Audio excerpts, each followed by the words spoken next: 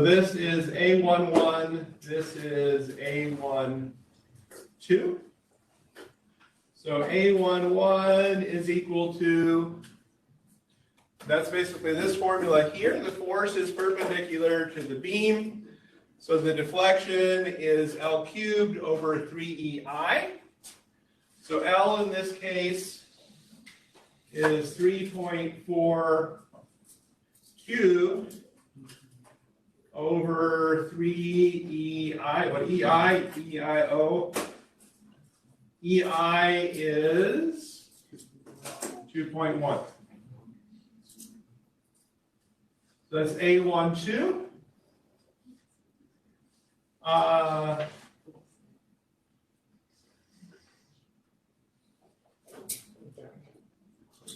A12 is A21 is equal to what?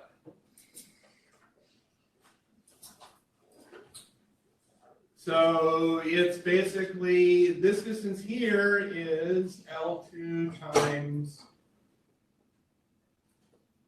theta.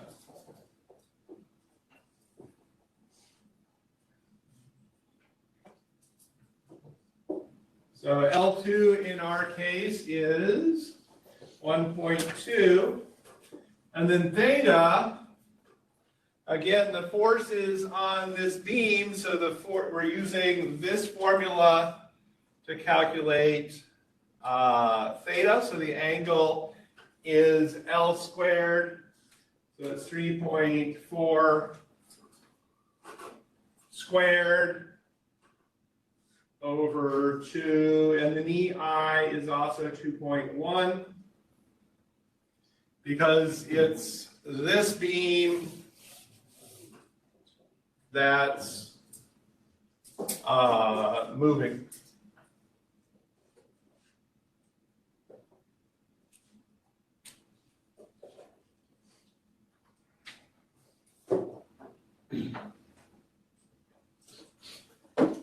What's going to happen if we apply a force vertically? Well, this beam is going to bend down, and the moment is going to cause this beam to bend over. And so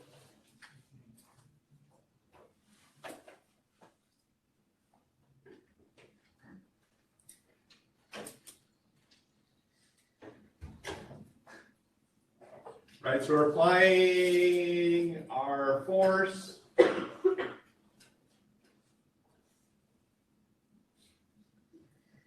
And so we have this distance here is going to be your L2 times theta. And then this is your deflection delta. So A22 is equal to L2 theta plus delta is equal to L2 is 1.2. Your theta, now your theta comes from a moment. So what is our moment? It's your force times the distance, which is 1.2.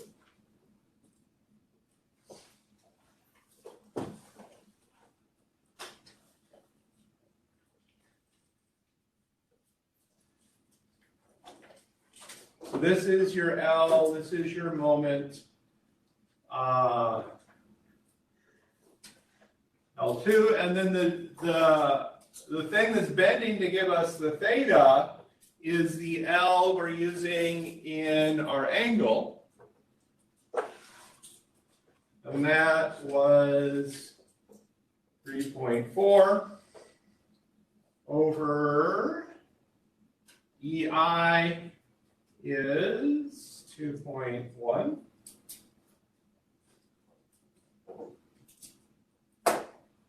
Plus our deflection using a force. And so that length is 1.2 cubed over 3, and EI is 1.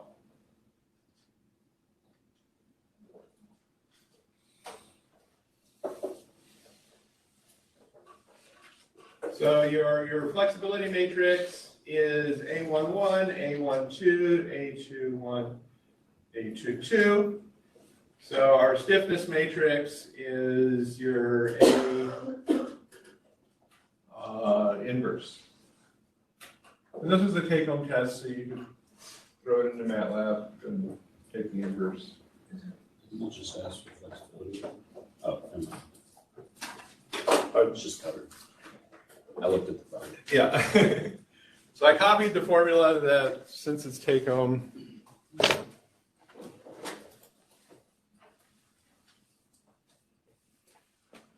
All right.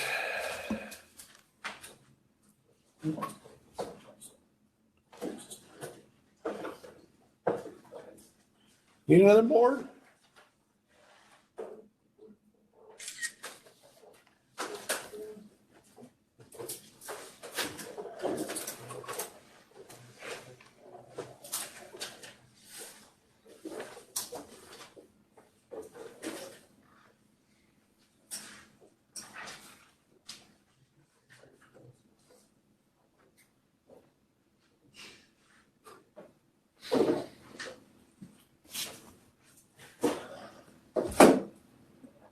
Oh, shoot. I forgot to unshare the screen. Oh, well. Poor video people. Whatever. I'm still sharing the screen. All right, how do we deal with this? So then, basically, this one is an influence coefficient problem. So you can figure out the mass matrix is just, because it's about, oh, shoot. This should have been theta. So the JB should have been theta.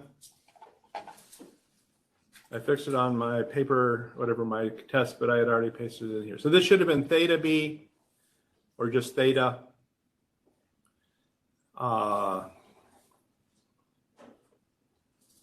And so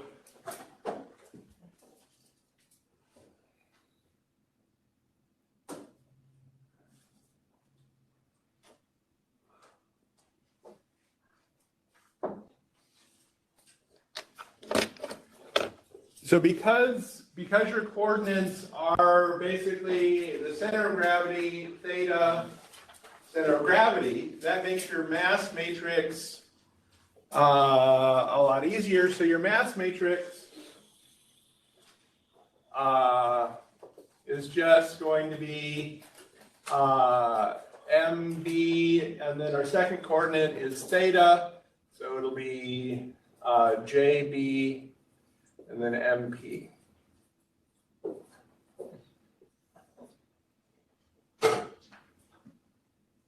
So to whack this, you have to whack this with the impulse of MB to get this to accelerate up.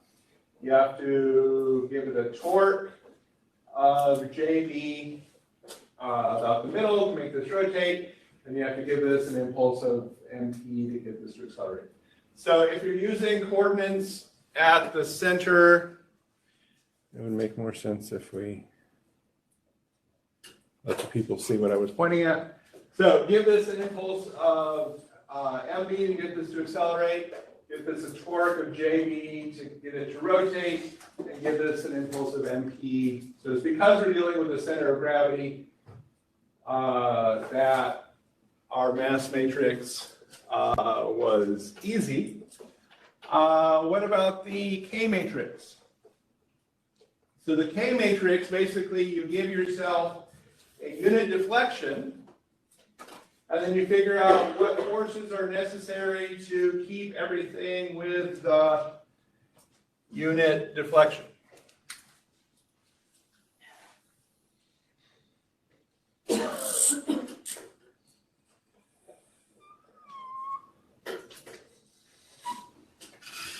All right, so what happens if we give a unit deflection here? What forces are acting?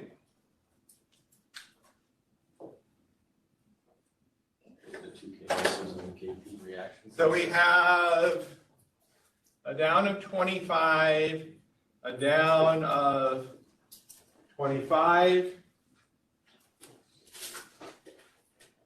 and then this would be a down of 13, and a corresponding up of 13.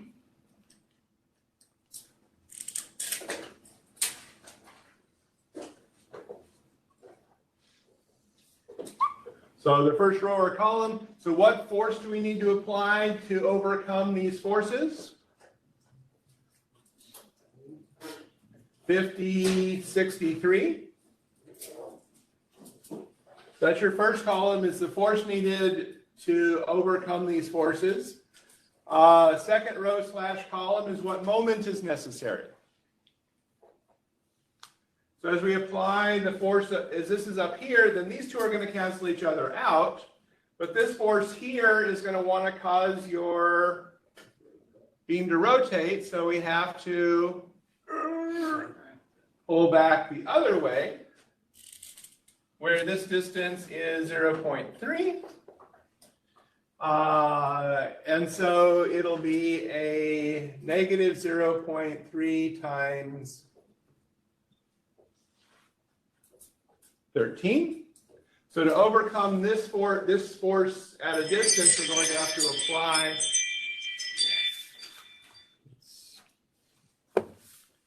apply a moment in this way, which is the opposite direction we call positive in terms of theta. How much force do we need on our mass to keep it from moving? 13, but down, so it'll be a minus 13. All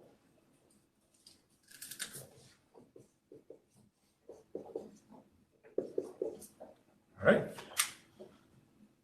And it's diagonal, so we can go either way. So the next one,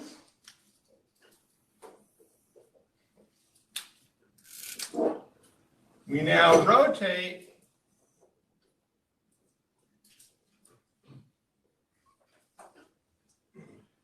one unit. What forces result in this? So as this rotates up, we'll have a force down of 25 times 0.8 is the distance it moved. So we have that this distance is 0.8. What's happening here?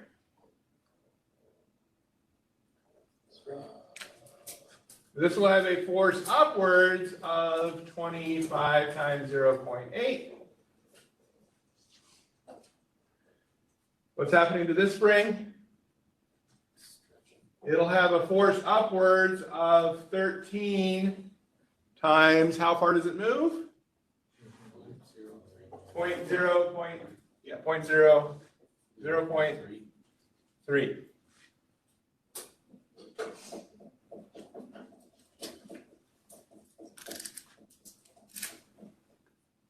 All right, so to keep net force on this force cancels this force. Yay, it was a test problem, trying to make it easier. So we have to overcome this force, so we have to push down with a force of 13 times 0.3. Yay! We got that one already. How much moment do we need to do to overcome these springs? Well, we have to overcome this and this. So we have 2 of 25 times 0.8. That's the force times the distance is? The distance between here and here is moment. So it's force times the distance, which is also 0.8,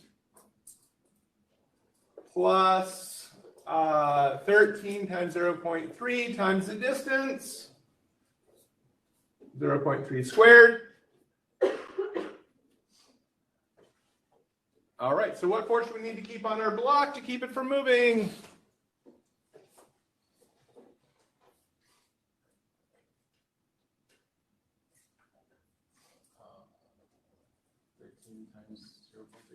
13 times 0.3, up or down?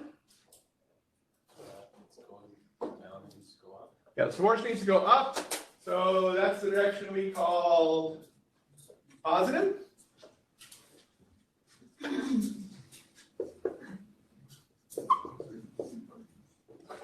And then the last case,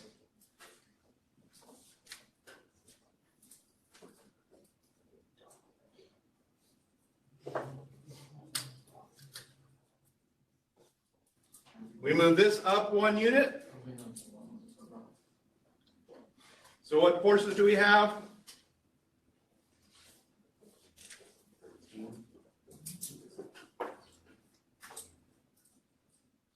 So how much force do we need to get it to move up 1 unit? 13. We did it.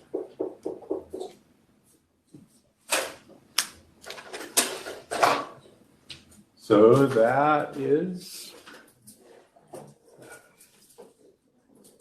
no time. I'll start with this one next time. And then put both online. Next class and next class. Next class. So then Monday we have A big picture of chapter 9. okay. I think it's 9. Which you might have some warm fuzzy questions about what we talked about. And